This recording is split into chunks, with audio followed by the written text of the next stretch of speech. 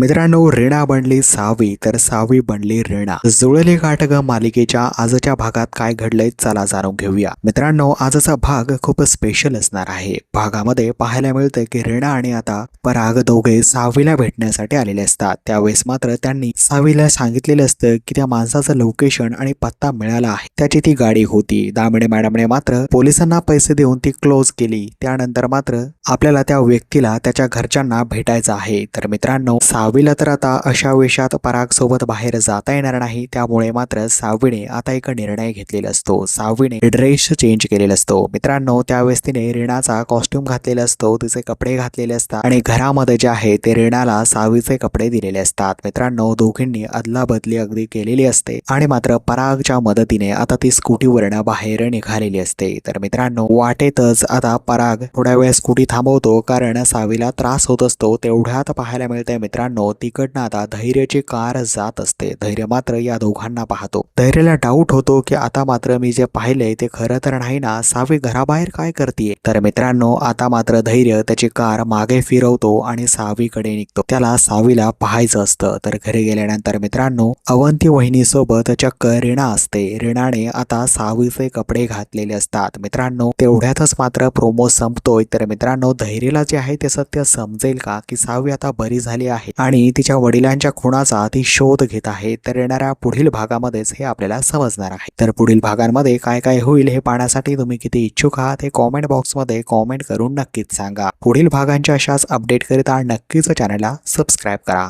धन्यवाद.